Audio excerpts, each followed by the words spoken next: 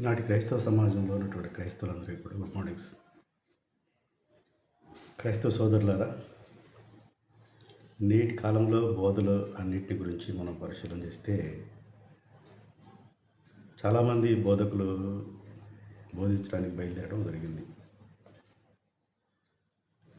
బోధ చేస్తున్నటువంటి బోధలో ఏది నిజమైన బోధ, ఏది నిజమైన బోధ కాదు అని తెలుసుకోవడం చాలా కష్టంగా ఉంది. అపోస్తలుల బోధ అనేటువంటి దాని మీద ఎవరికీ కూడా సరైన అవగాహన లేకపోవటం బాధాకరమైన విషయమే. అయినప్పటికీ ఏదో దేవుని వాక్యాలు వింటున్నాము పోతున్నాము అనేటువంటి భావనలో విశ్వాసులు ఉన్నారు. ఏదో చెప్తున్నాము అనేటువంటి భావనలో దైవ సేవకులు ఉండటం అనేటువంటిది చాలా బాధాకరమైనటువంటి అంశం. సరే, నేటి సమాజంలో క్రైస్తవ బోధ, అపోస్తలుల బోధ ఎలా ఉండాలనే దాని మీద నేను ఆలోచన చేస్తున్నప్పుడు నాకు ఈ మధ్యకాలంలో ఒక దైవ సేవకుని యొక్క వీడియో నేను చూడటం జరిగింది. ఆ దైవ సేవకుడు ఒక వ్యక్తి చెప్పినటువంటి విషయాన్ని సమర్థిస్తున్నట్టుగా చెబుతూ ఆ విషయం నాకు చెప్పాడనమాట. ఏమని చెప్పాడు అని అంటే, బైబిల్ గ్రంథం అనేటువంటిది ఒక సిద్ధాంతం కాదు, అంతేకాదు ఒక ఫిలాసఫీ కూడా కాదు అన్నాడు.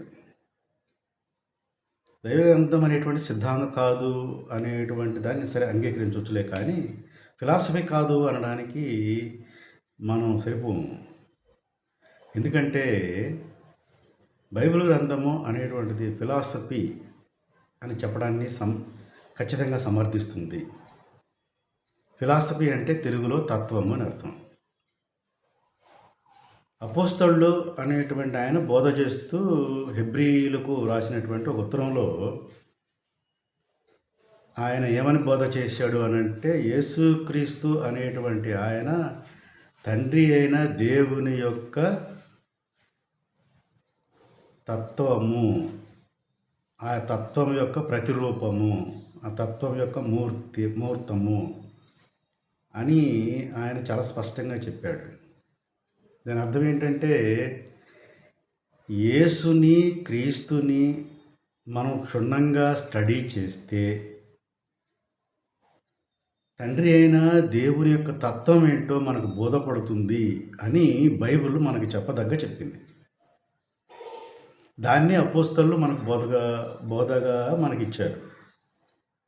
సో దాన్ని అలాగా మనం స్టడీ చేసినంత వరకు ఇబ్బంది ఉండదు, కానీ అలా కాకుండా మరి తత్వం అనేటువంటి ఏంటో కూడా తెలియకుండా బైబిల్ గ్రంథాన్ని బోధిస్తున్నటువంటి ఈ బోధల్లో మరి ఖచ్చితత్వాన్ని మనం కొలవలేకపోతున్నాం.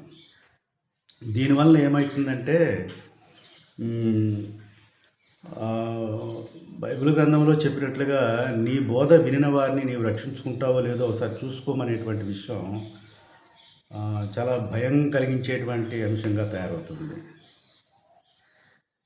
కాబట్టి దైవ సేవకులు అని చెప్పుకునేటువంటి ప్రతి ఒక్కరు కావచ్చు, పెద్దవాళ్ళే కావచ్చు, చిన్నవాళ్లే